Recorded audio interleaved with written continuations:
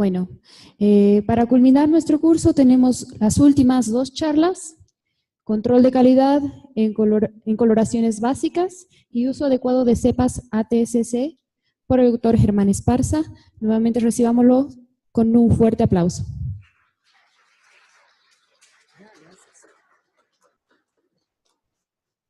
Bien, entonces vamos a terminar este curso hablando de coloraciones básicas y un poquito de cepas ATCC.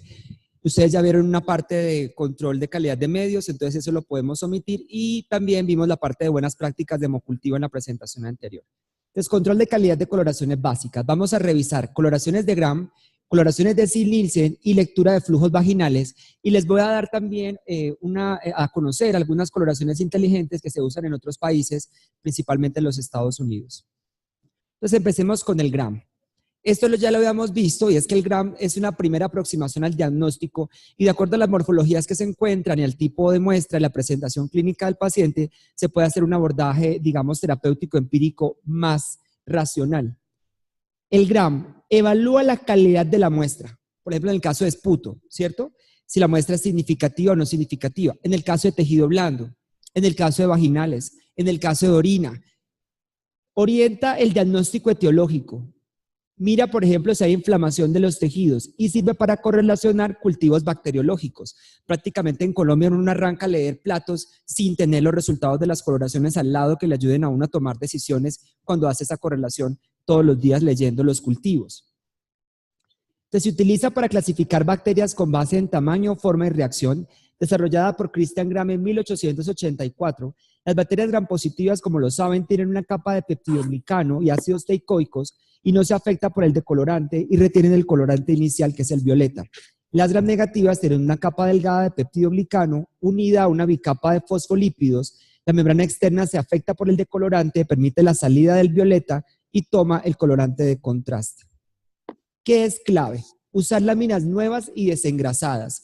Inclusive láminas de caja nueva pueden todavía ser grasosas. ¿Qué hacemos en Colombia? Nosotros las sumergimos en alcohol y luego las secamos con un paño de tela que no deje fibras. No puede ser que deje pelucita, porque entonces ahí ustedes van a tener problemas. Siempre realice primero la siembra de los medios y por último el extendido para el Gram en el caso que les llegue una sola muestra. Frotis directo del cultivo. Se puede depositar una gota de solución salina en la lámina y realizar un frotis delgado para observar las estructuras con facilidad. Extender bien para observar las agrupaciones bacterianas. Para frotis de líquidos biológicos se colocan 1 o 2 gotas del sedimento del líquido en el centro de la lámina. Se marca la localización de la muestra, sobre todo si la muestra de líquido biológico no es muy purulenta o viscosa. ¿No les ha pasado que la ponen en la lámina y no saben dónde quedó? O sea, colorean y como que no hay nada. Entonces uno lo que hace es que por debajo le marca para saber dónde fue que quedó la muestra y poderle buscar bien. No se hacen extendidos muy extensos, valga la redundancia. Entonces no hacen un ovillo muy amplio que usted tenga que ir de aquí a La Paz a buscar dónde hay una bacteria, sino una cosa un poco más concentrada. Orina sin centrifugar. Se mezcla muy bien la orina por inversión y se deposita una gota en el centro de la lámina, como ya lo mencionamos, no se extiende y se deja secar al aire libre. Muestras por hisopado. Rotan el escobillón suavemente sobre la lámina para evitar destruir las células y desagrupar las bacterias. Si le hacen muy duro pueden reventar los neutrófilos, por ejemplo. Entonces uno tiene que hacer esos ovillos de los hisopos de una manera suave. Si recibe solo hisopo con insuficiente muestra, se deposita el escobillón en un tubo con solución salina estéril, se tapa muy bien y se mezcla en el vórtex. Se retira el exceso de líquido y se preparan los frotis con el hisopo. Utilizar una asa de argolla y sembrar los medios con la solución salina que les queda. Las muestras purulentas, por ejemplo de esputo, se hace un extendido delgado en lámina portaobjetos y se debe seleccionar la porción más sanguinolenta o purulenta. Si la muestra es muy purulenta, se deposita una gota de solución salina estéril en el portaobjetos y se emulsiona una gota de la secreción y se trata de disolver un poquito para lograr mejorar, digamos, la observación al microscopio. ¿Qué hacen los americanos? Colocan la muestra purulenta en el centro de la lámina, le colocan otra encima, la extienden y de esta manera logran tener una mejor, un mejor extendido que permite observar las agrupaciones. Material de biopsias o material sólido en fragmentos. Se solicita al servicio emisor que los fragmentos sean cortados en trozos pequeños para fácil procesamiento, como lo hablamos ahorita, hueso o tejidos. Se emulsionan los fragmentos en 0.5 mililitros de solución salina y se mezclan en el vórtex y se realiza un extendido y se colorea con Gram. Otra alternativa sería cortar en pedacitos el tejido con un bisturí estéril y hacer improntas con una pinza estéril, como hacen los de patología. Eso puede ser una forma, pero yo siempre también le hago una emulsión en solución salina. La tinción de Gram, ustedes lo conocen. En el primer paso hacemos tinción del frotis previamente fijado con calor. Con cristal violeta se le aplica durante 1 minuto, pero los tiempos ustedes los estandarizan de acuerdo a sus colorantes porque varían muchísimo entre laboratorios. Y allí todas las células se tiñen de color azul violeta. Luego se añade el mordiente, que es el Lugol, se deja actuar 2 minutos. Todas las células siguen siendo de color azul violeta. En el paso 3 se decolora con alcohol acetona, las células gram positivas siguen azul violeta, las gram negativas quedan decoloradas y la tinción de contraste, que es safranina, o puede ser fuchsina de Gram, eso es lo que a ustedes más les guste, se coloca 2 minutos, las células gram positivas siguen de azul violeta y las gram negativas van a tomar el color rosadito. Siempre observemos la lámina en 10X y busquemos grumos, precipitados, cristales de colorante. Evalúe el grosor y la intensidad de la coloración. Busque un área de la lámina que tenga abundantes células inflamatorias y pase a objetivo de 100 por. Observe un mínimo de 30 a 40 campos. Entonces miren, por ejemplo, cómo se ve actinomyces, nocardia, que son bacilos gram-positivos, digamos así como ramificados, es la palabra que utilizan en Estados Unidos, y son parcialmente ácido resistentes. Propionibacterium, Corynebacterium, este que es como más gordito, es como delgadito en la punta, gordito al final, y forma letras chinas, o alas de gaviota, como le quieran decir. Lactobacilos, que están asociados obviamente dentro de esa flora vaginal normal. Listeria monocitógenes, que se ve siempre como si fueran cocobacilares, son bacilos cortos más delgados. Klebsiella, que es la gordita de la casa, bien gordita. Pseudomonas, un poco más alargada y más fina, es un poco más elegante. Control de calidad del Gram. Fijado de los colorantes, es muy importante el filtrado porque el violeta genera cristales. Otro de los puntos es que a veces no lavan los frascos donde los tenían. Entonces tienen el colorante, lo filtran, pero el frasco sigue viejo allí lleno de precipitado en el fondo. Eso es un problema. Uso de láminas rayadas o grasosas. Sobrecalentamiento, que les parece que se va a ir el extendido, entonces calientan y flamean eso hasta que hierve, hasta que se pone bien caliente la lámina y no debe ser. Exceso de lavado. ¿Cierto? Le echan demasiada agua. Yo le echo demasiada agua, pero suave. El problema es que a veces abre la llave del tubo y le meten la lámina, pues bueno. Falta de lavado también, porque pueden quedar los precipitados. Precipitado de los reactivos o malos extendidos. ¿No han visto? Muy delgaditos, que no se ve nada, o muy gruesos, donde usted no sabe por dónde apuntar. Entonces, siempre mirar todos los colorantes. ¿Cómo hacemos el control? Con la E. coli ATCC 25922 para control de gram negativos y con el estafilo aureus ATCC 25923. Se procesan diariamente o de acuerdo al volumen de trabajo. Si el volumen es alto, se hace una lámina por turno de trabajo. Entonces, en Colombia, ¿cómo lo hacemos nosotros en instituciones acreditadas? Entonces, en la mañana, si llega la orden de coloración de gram, se hace el control interno, ¿sí? En el turno de la tarde, la compañera llega a las 2 de la tarde, entonces ella hace su lámina control para sus gram y el de la noche. Si son muy poquitos o si es un solo turno al día, porque hay laboratorios que no son 24 horas, pues hacen una lámina al inicio. Lo que usted no puede hacer es colorear una sola lámina en el día sin haber hecho el control. Eso es inaceptable por acreditación. Usted, por ejemplo, le llega una lámina de un frotis vaginal, de un frotis vaginal, y usted la colorea con gram, ¿y dónde está el control que le hizo? Tiene que haberlo hecho para saber que eso que está viendo es verdad. Hacemos estos formatos, ¿qué opinan? Entonces, ponemos el día del mes, ponemos control de gram positivos, control de gram negativos, desde ahí ponemos cómo estuvo el extendido, la coloración y la morfología. No solamente es que de lo azul de azul y lo rojo de rojo, porque eso cualquiera. Hay que mirar que las bacterias preserven su forma, porque el colorante, si está muy concentrado, le puede dañar las formas. Entonces, los que son alargados los puedes ver redondos, pero por un efecto del colorante, ¿sí? Entonces, extendido, coloración, morfología. ¿Quién la coloreó? Entonces, ¿quién hizo el extendido? Probablemente el microbiólogo. Entonces, aquí sería Germán Esparza. ¿Quién la coloreó? Entonces, la auxiliar de laboratorio, Pepita Pérez. Entonces, ahí ponemos la sigla. ¿Quién lo leyó? ¿Y cómo dio el extendido, la coloración y la morfología? Y medidas correctivas se aplica. Entonces, por ejemplo, quedó muy azulado, estaba con precipitados, quedó muy, digamos, muy tenue, etcétera, etcétera, las ponemos aquí. Es normal que pasen cosas, no les dé miedo reportar. Lo anormal es que quieran hacerle creer a uno que todo está perfecto. He ido a hospitales a hacer auditorías cuando me han contratado para eso, y uno abre los libros de control de calidad interno y todo es perfecto. Viven en Disneylandia, o sea, usted abre los controles, no hubo un solo error, nunca se equivocaron, esto es como hecho como por niño de colegio con colores, es una belleza. Y yo no le creo absolutamente nada. Entonces, no les dé miedo. Aquí lo importante es registren el error y la acción correctiva. Entonces, aquí ustedes ponen que el día 20, no sé, de julio, hubo aquí un error, el gran positivo dio no sé cómo, entonces lo que hicimos fue preparar un nuevo lote de láminas, cambiamos de lote de colorantes, se volvieron a filtrar, etcétera, etcétera, y no pasa nada. ¿Qué ponemos aquí? El lote de los colorantes, porque puede haber diferencias por lote. También colocamos aquí los tiempos que usamos, 30 segundos, 1 minuto. En Bogotá utilizamos método rápido de 10 segundos. Cepas ATCC que usamos para el control positivo y negativo, y esto lo llenamos como cumple o no cumple, C o NC. No se les olvide entonces los criterios de Washington y Murray, que como les mencioné, son muy importantes en las secreciones respiratorias, esputo y aspirado traqueal. El gland de orina sin centrifugar, ya lo discutimos, digamos que ayuda a evaluar bacteriuria. Entonces, lo mismo que habíamos mencionado, una muestra de orina sin centrifugar, colocamos la gota, coloreamos y leemos en 100X, miramos la morfología y recuerden que si hay más de una bacteria por campo, el recuento puede ser significante, pero si hay menos de una, el recuento es más bajito. Hay que tener cuidado porque, como les dije, a veces no se correlaciona muy bien con el cultivo.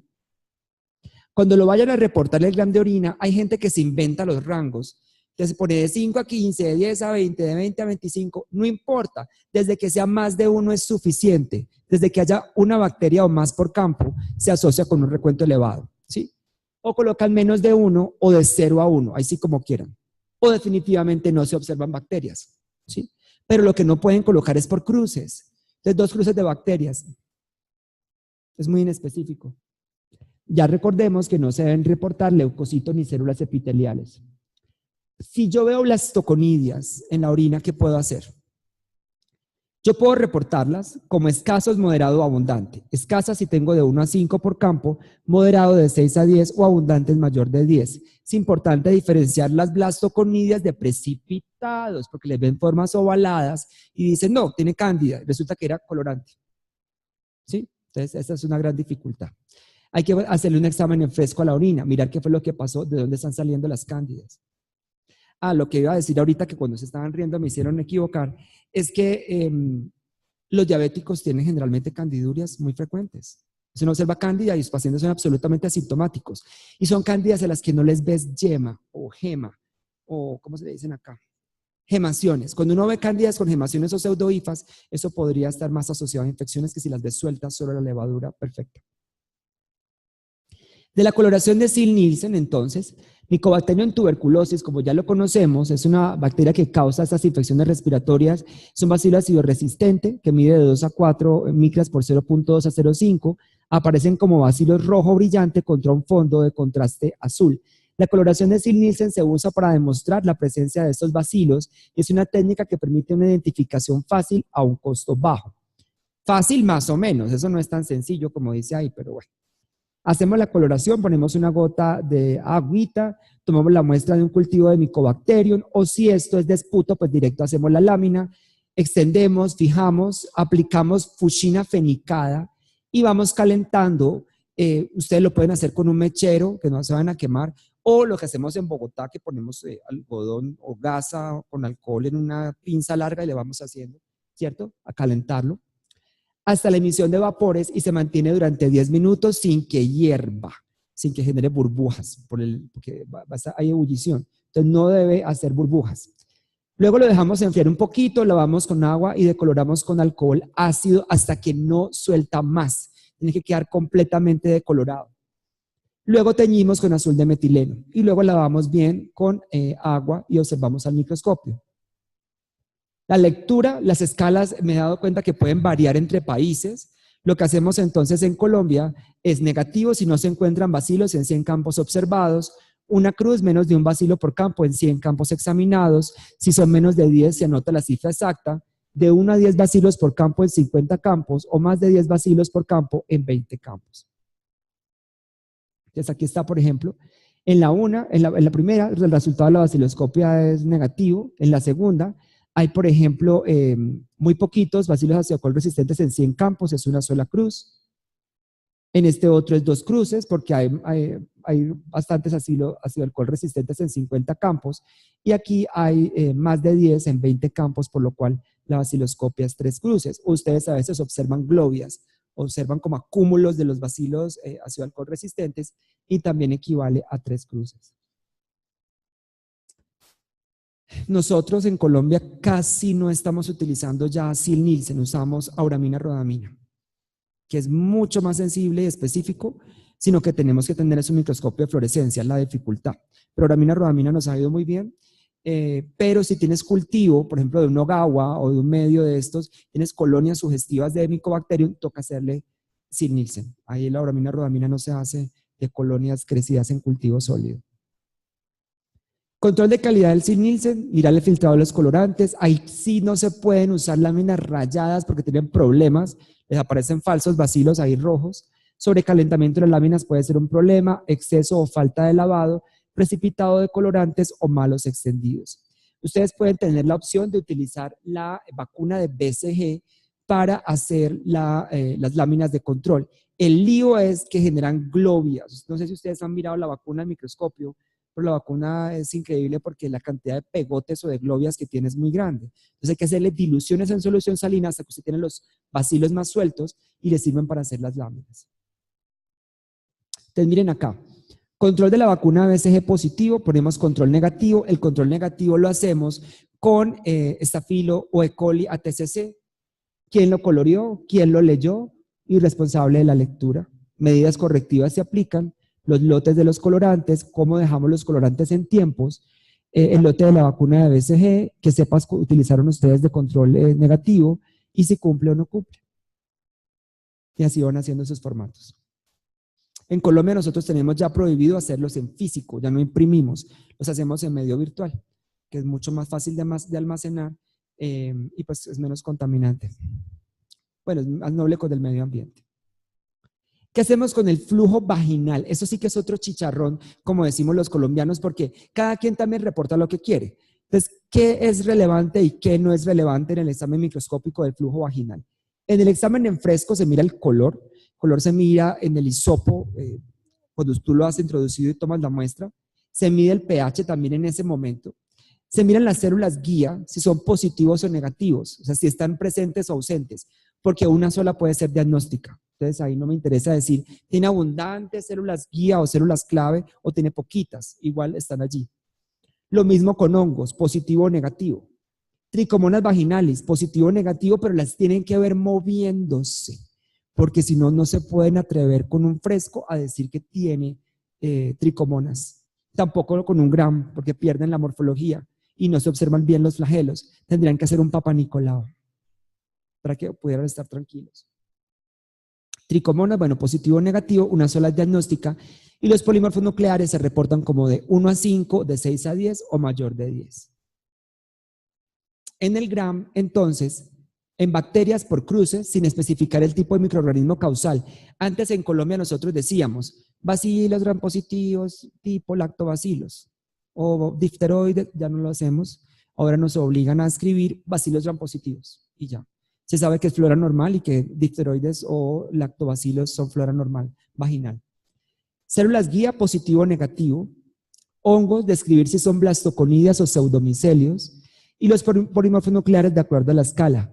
Si son escasos de 1 a 5, moderada cantidad de 6 a 10 o abundantes mayor de 10.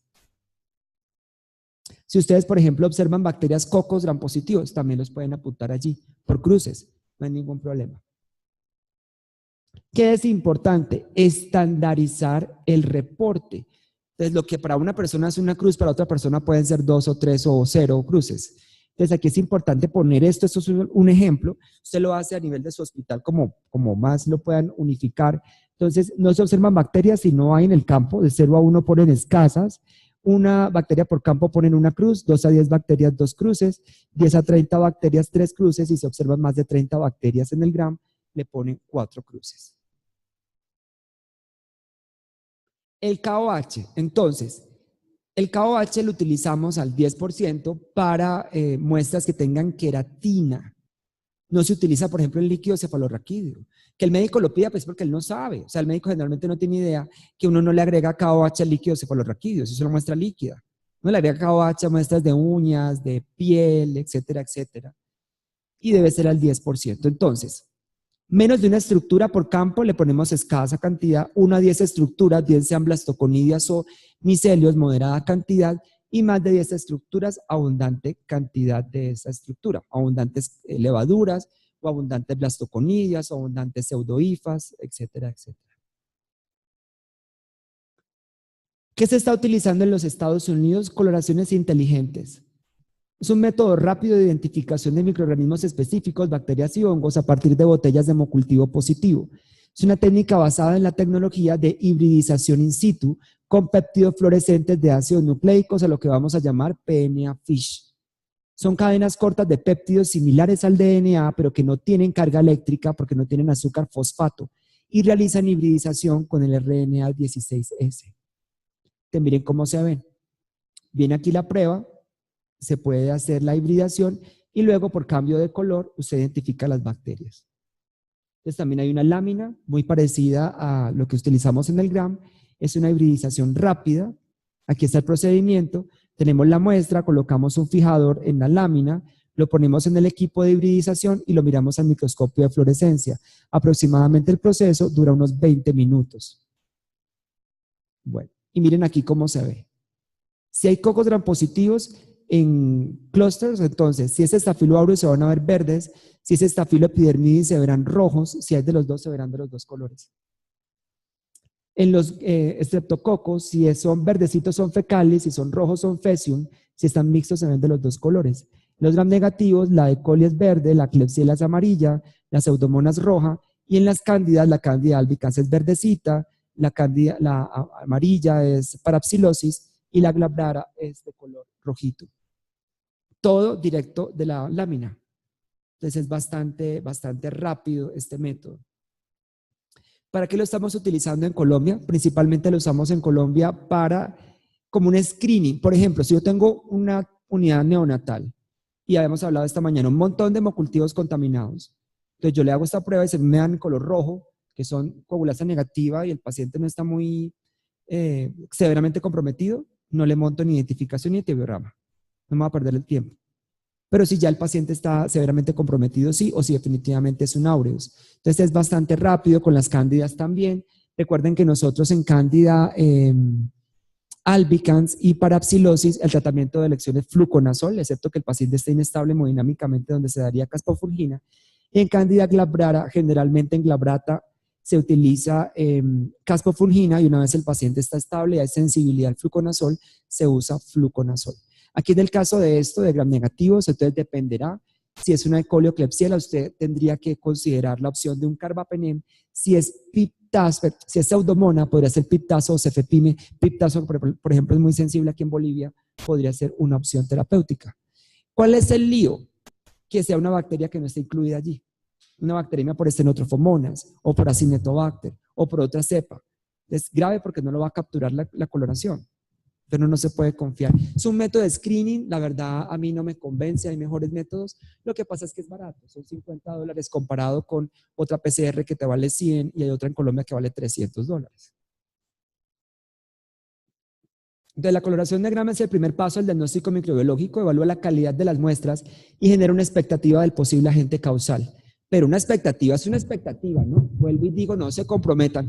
El otro día, no es que, y son de una inseguridad que los mata. Entonces, parece que son cocos, pero también podrían ser bacilos. O sea, no. Si usted son cocos o son bacilos, hermano, pues uno puede decir que es uno o el otro o son los dos para no comprometerse. De hecho, nosotros, porque hemos tenido problemas y cuando los médicos le detectan a usted una inseguridad, usted perdió el año, porque entonces ahí le siguen con la desconfianza. Entonces yo le digo, no me cree, venga y mire la lámina está guardada, ¿la quiere mirar? La miramos los dos, porque ahí deben estar los bacilos o los focos que yo estoy viendo, o no hay nada. Desde que la lámina esté bien hecha y usted tenga bien sus controles, ¿usted por qué duda de sus resultados? Entonces ahí es muy importante eso. Es clave utilizar los controles. Un resultado aporta bastante al diagnóstico, si es correcto. Un resultado errado hace un daño gigante. Por ejemplo, cocos gram positivos en líquido cefalorraquídeo. Bueno, ese es el problema. Si el paciente está muy severo, ustedes saben que si al paciente no se le ponen antibióticos antes de 6 horas en una meningitis bacteriana, la mortalidad es sumamente alta. Y si no se le muere, le queda sordo, bobo, con ataxia, con cojera, tienen ese problema, quedan con problemas de caminar, quedan con secuelas. Entonces, ¿qué hace el médico? Usted le reporta cocos gram positivos en un líquido cefalorraquídeo y el man que arranca, vancomicina, porque qué tal que sea de pronto estafilococo, le arranca ceftriaxona, qué tal que sea neumo, y si es neumo le arranca dexametasona, se le pone 3 antibióticos y resulta que no, qué pena, era un precipitado de colorante, no tenía. Y el médico llega el otro día, muéstrame el resultado del cultivo y no creció nada. Los platos negativos. ¿No les ha pasado? Eso puede ocurrir. Hay que tener mucho cuidado cuando uno reporta estas cosas. Lo otro, ojo con los cocos gram negativos. Entonces, una orina con cocos gram negativos. Un médico inexperto puede leer eso como gonorrea, ¿cierto? Una orina con cocos gram negativos.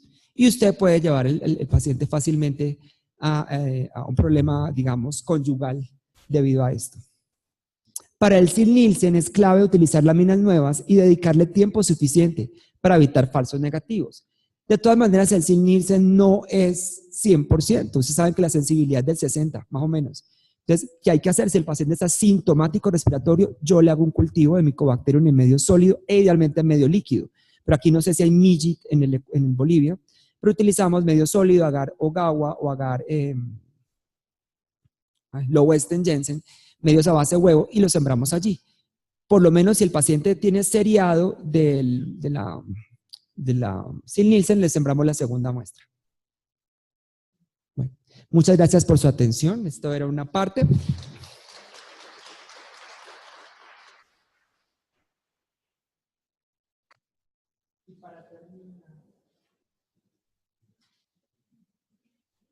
Vamos a terminar entonces la parte de microbiología y lo que quiero es dejar un buen tiempo para preguntas de ustedes de todo lo que hemos visto hoy y salir de las dudas y luego haríamos la clausura del curso. Entonces, CEPAS ATCC.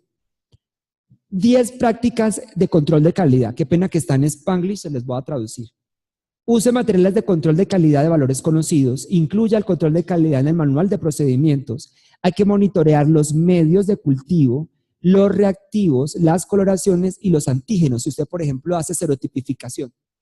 Monitorear los equipos, entrenar el personal. De eso no hablamos hoy. Pero usted también tiene que ver que la persona que lo que está fallando no es el material, sino es la bacterióloga o el microbiólogo. Eso puede pasar.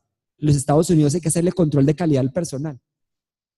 Participar en comparaciones interlaboratorios, hacer verificaciones y validaciones si se requieren, llevar los registros de todo esto y evaluar los resultados. Las CEPAS ATCC evalúan la calidad de los medios. Ustedes ya tuvieron una charla, creo, de eso aquí en este curso, ¿cierto?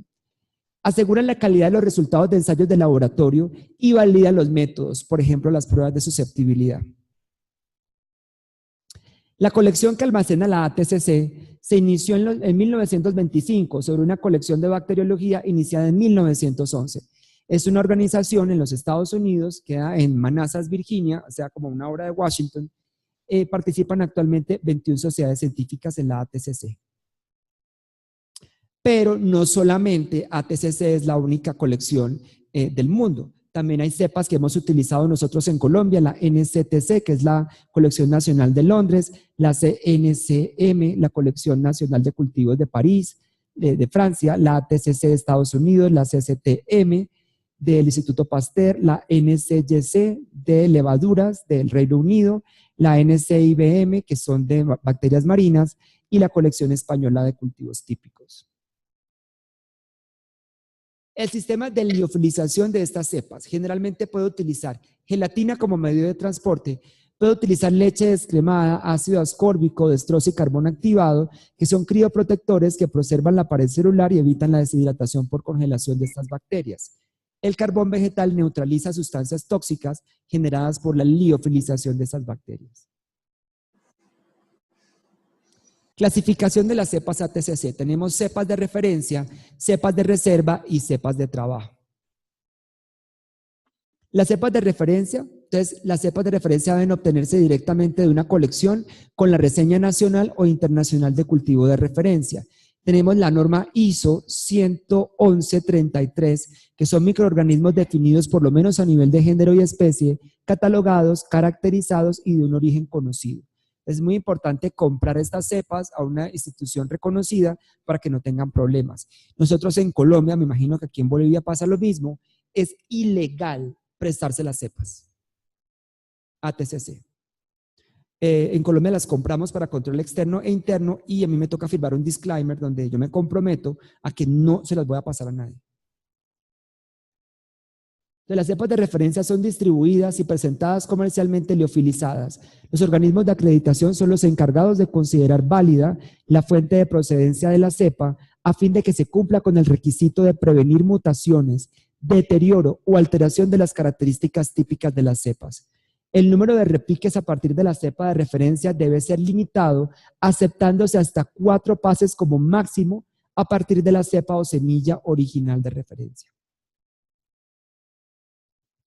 Entonces, hay varias casas comerciales. Esto es Microbiologics. Entonces, tiene Quick Stick, que parece como un hisopo, ¿cierto?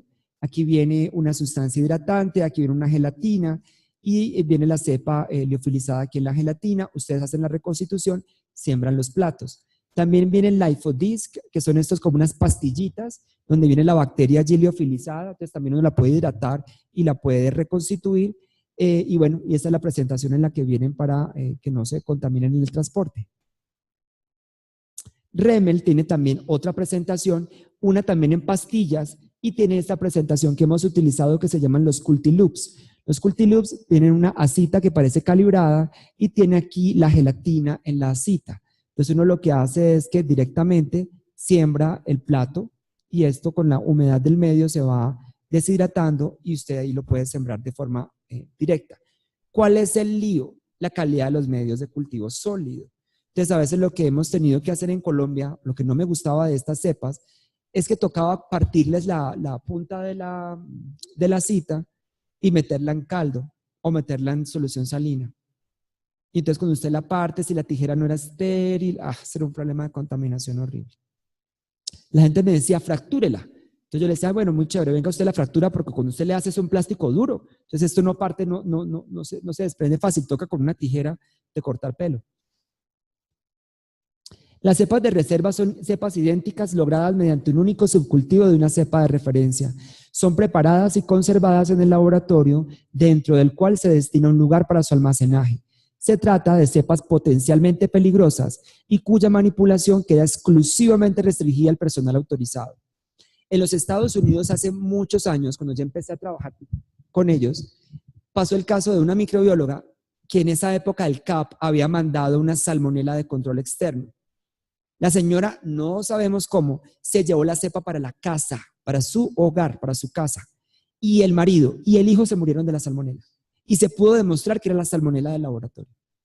Imagínense el cargo de conciencia. Entonces la gente se lleva los esferos, se lleva la blusa, llega y entonces entra a la cocina con la blusa, abraza al bebé con la blusa de trabajo del laboratorio y eso no puede ser. Ni siquiera un esfero, un lapicero, como le dicen acá, una pluma. No la pueden llevársela ustedes del laboratorio a la casa. Los niños juegan con eso, no tienen ni idea. Se lo echan a la boca. Entonces, estas cepas, si uno cree que, bueno, la liofilización puede tener cierto efecto, digamos, atenuante, si uno lo pudiera decir así, siempre se debe manejar con todas las medidas de bioseguridad. Por ejemplo, por más de que yo dirijo un programa de control externo, y ahorita les hablo en la segunda parte de la charla sobre esto, yo no mando meningococo. Pero ni loco le mando meningococo a una persona. Porque si no tienen cabina de bioseguridad mínimo 2, la probabilidad de infección es 50%.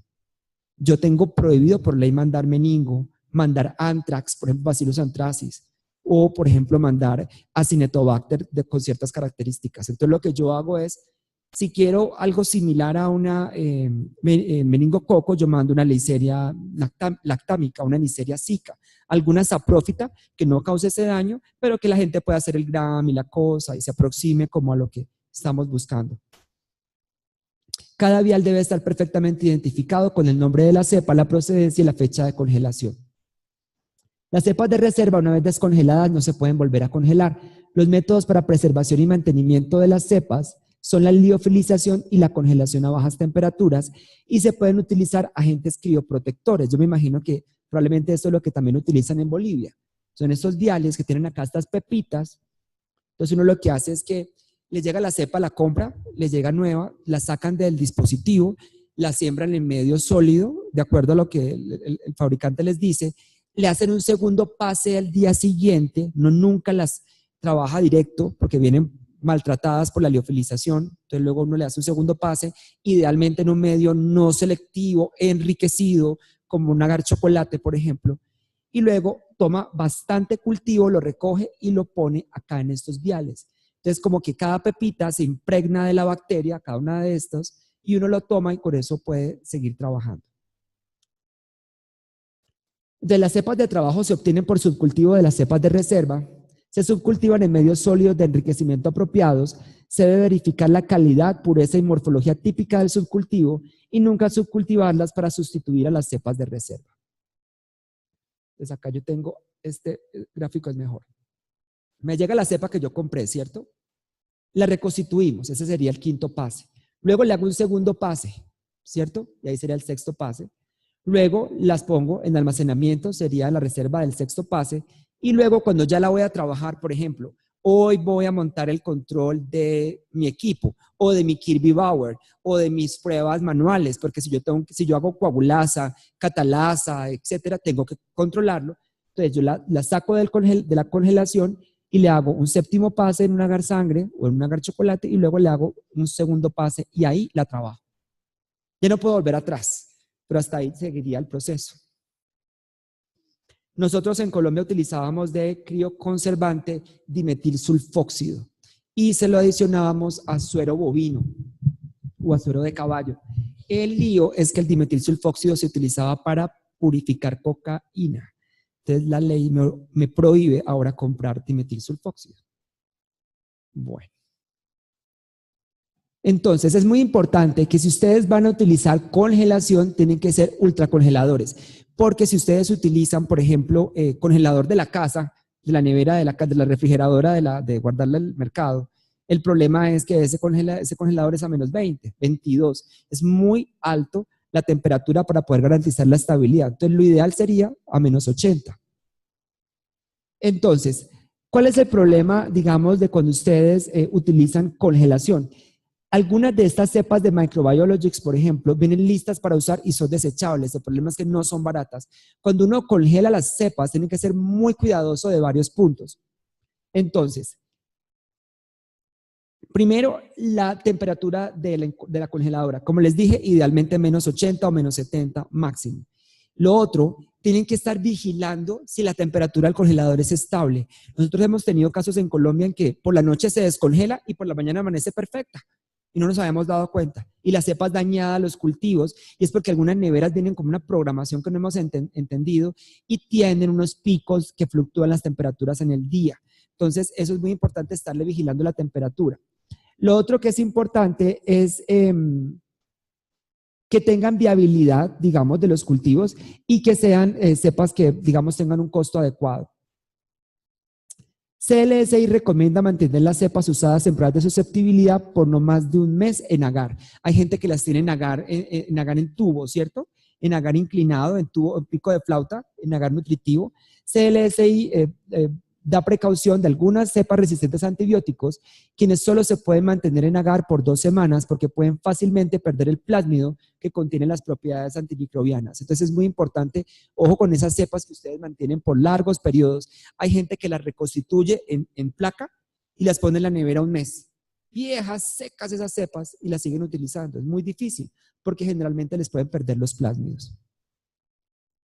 Entonces, ¿Qué debe requerir el usuario de un cultivo de referencia? Definir correctamente las características del cultivo, su alcance en términos de la aplicación, su homogeneidad, estabilidad y pureza. Entonces, se necesita ser caracterizado principalmente por el nivel de certeza requerido para el propósito al cual está destinado. El valor de una o más de sus características fenotípicas y genotípicas debe estar correctamente establecido. Debe ser homogéneo y estable, y su autenticación implica su identificación y caracterización mediante el uso de diversos métodos. Pureza, condición de ser libre y exento de toda mezcla.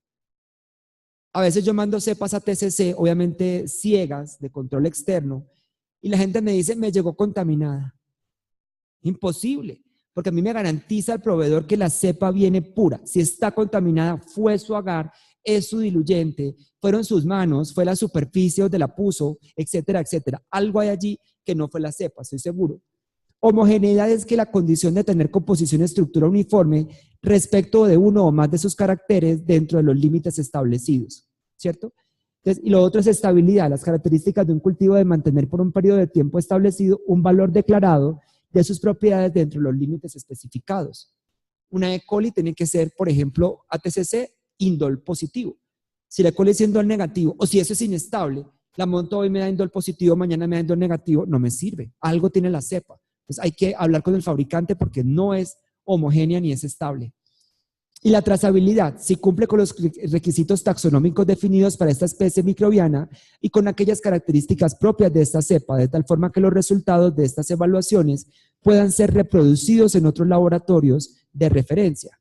Por ejemplo, que a mí me digan que la cepa, me venden un estreptococo, el otro día me pasó con un estreptococo bovis. Entonces, los usuarios de un sistema automatizado les dio Streptococcus viridans, los del otro sistema les dio otra cosa, y eso no puede pasar. Si es bovis, no puede variar tanto la identificación entre los sistemas. Eso es clave. O lo otro es que el mecanismo de resistencia no se debe perder de forma tan fácil. Algunas de las cepas control que ya hemos mencionado en este curso, Staphyloaureus, tanto para disco como para MIC, el meticilino resistente, el del test D, enterococo, y esta cepa es de Streptoneumonia, 49619. Esta cepa de neumococo les sirve para que ustedes hagan allí entonces, el control de la optoquina, de la solubilidad en bilis, el control del disco de oxacilina de 1 microgramo, que utilizamos de screening, etc. Y el control de los agares, porque el neumococo es una bacteria súper fastidiosa. Neumococo, todos los días hay que sacarle un aislamiento. Si usted montó un neumococo hoy, por ejemplo, porque tiene un paciente con neumonía o algo así, usted tiene que tomar ese neumococo y hacerle un pase a otro medio. Usted no puede ya descartar la cepa, porque puede que mañana no le crezca y ya botó la otra. Es una gran dificultad con neumococo. Y estas son algunas referencias que ya hemos hablado, ATCC de bacilos gram negativos. Bien, quiero hablarles un poquito de control externo, porque ustedes han tenido control externo de resistencia, pero probablemente no de microbiología completa. Aquí, obviamente, con el conflicto de intereses de ser mi empresa, les voy a hablar un poquito de lo que hacemos en Colombia en Proacecal. Entonces, tenemos un programa acreditado bajo la norma ISO 17043, es decir, igual que, por ejemplo, RICAS, Randox, Biorad, etcétera. Tenemos modalidades de 12 muestras al año y bimestrales de 6 muestras al año. Eso depende de su volumen. Si yo tengo un laboratorio grande, me toca hacer un control externo cada mes. Si tengo un laboratorio más pequeño, de menos volumen, puedo hacerle un control bimensual. Si definitivamente es un laboratorio particular que suele hacer cultivos, muy poquitas muestras, pueden hacerlo inclusive 4 eventos al año. Lo que no pueden hacer, que me parece ridículo, es que piden controles externos y los montan una vez al año. ¿Y el resto de los meses con qué controlan? Muy complejo. Aproximadamente tengo más de 200 participantes en varios países, son cepas certificadas y miren lo que hacemos. Entregamos un resumen de la historia clínica, una trampita, pero que la gente le dé una idea de en qué siembro, qué voy a buscar, qué era lo que tenía el paciente. Debe ser siempre su control externo lo más cercano a una realidad, ¿cierto? Entonces es una niña de 11 años, 5 meses, leucémica, con quimioterapia. Lo llevaron porque tenía dolor abdominal en epigastrio de intensidad moderada, sin irradiaciones, con náusea de hematemesis, estaba taquicárdica, taquipneica, febril, tenía secreción en el sitio del catéter, le tomaron 2 hemocultivos, 2 aerobios, 2 anaerobios, 2 sets, o sea, 4 botellas. Entonces la gente saca la cepa de control externo y la procesa. Nosotros tenemos un video en la página donde le decimos a la gente cómo la saque, cómo la debe repicar y reconstituir. Entonces, ¿nosotros qué evaluamos? La identificación taxonómica del microorganismo y su GRAM y la taxonomía actualizada. Hay gente que me ha entregado resultados de streptococo de grupo D. El streptococo de grupo D a estas alturas de la vida es vergonzoso. Eso hace rato que se son streptococos bovis. Entonces, muy importante la actualización taxonómica. Resultados de las pruebas bioquímicas de identificación más importantes. Entonces, yo allí evalúo, a mí hay controles externos que me parecen, digamos, que no cumplen con lo que uno necesita. Si yo le identifico a usted E. coli por cualquier método, para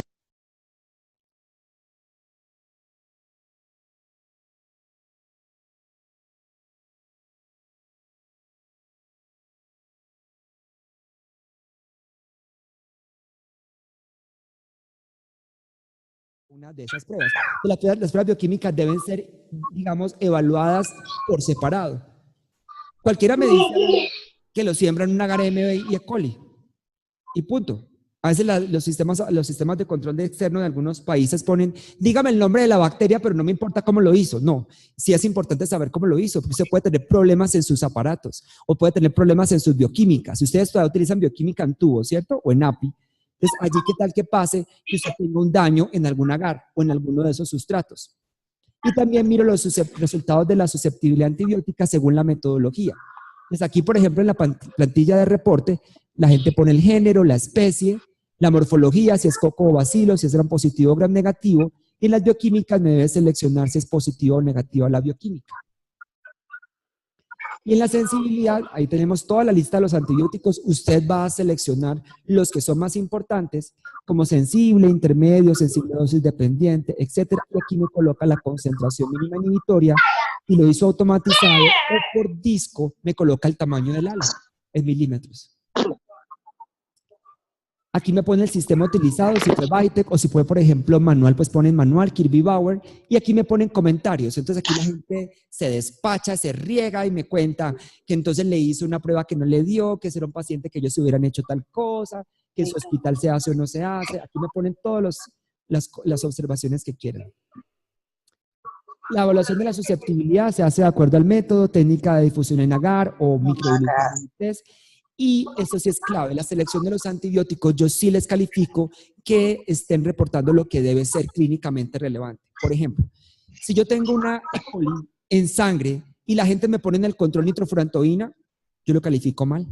Porque eso es para cistitis, no para sangre. Pero hay controles externos que usted le reporta nitrofurantoína y le ponen perfecto, porque dio sensible y así era que tenía que dar sensible. Pero no es lo mismo. Eso tiene que ser lo más clínico posible. Entonces ahí ponemos el resultado del asignado, el participante cómo le dio, si estaba bien, el porcentaje de aciertos. Las bioquímicas también se evalúan. Por ejemplo, en este caso tenía que darle negativo al indol y le dio positivo, o sea, estuvo mal. Si es por halos de inhibición, miren los halos cómo tenían que dar. Miren, por ejemplo, aquí en el caso de ceftriaxone me lo puso sensible. Esta bacteria era una productora de AMC cromosomal, por lo cual le puse calificación mal. Y ponemos una nota, la calificación, y el laboratorio yo le pongo una nota personalizada que le dice, revisa el control de calidad interno de su prueba de indol, utilice esta cepa como control positivo y esta otra como control negativo, vea la nota de arriba sobre el reporte de los antibióticos. Esas son algunas cepas que hemos enviado este año. Tratamos de que sea variadito, gram positivos, gram negativos. Esos han sido los porcentajes de aciertos que hemos tenido y esto es el antibiograma para gram negativos. Lo otro que hacemos es que tenemos una pestaña donde la gente puede mirar artículos que hemos escrito o online que probablemente algunos de ustedes se han conectado desde aquí, desde Bolivia. Las hacemos a veces gratis cuando estoy buena gente y cuando estoy mala gente solamente para los clientes de Proasecal. Tratamos de que algunas cosas sean abiertas y implementamos la plataforma virtual del aula porque a veces tenía solo para 300 equipos y ahora tenemos unas 600 equipos, 600 computadores conectados. Hemos tenido desde México hasta Chile mucha gente conectada con nosotros y eso es muy chévere, pues poder conversar todos del mismo idioma. En conclusión, para que tengamos un espacio de preguntas, las cepas ATCC forman parte fundamental del control de calidad interno del laboratorio de microclínica. Es clave manejarlas y conservarlas de forma adecuada, además porque no son baratas. Entonces, dañes una cepa y vuélvala a comprar. Es un problema. Facilitan los procesos y evalúan de verdad la calidad de los resultados. El control externo mide la exactitud y pertinencia clínica de los datos de los resultados en micro, por lo cual implementarlo es clave. El interno no es suficiente. Muchas gracias por su atención. Para mí de verdad ha sido un placer estar con ustedes. Un gusto.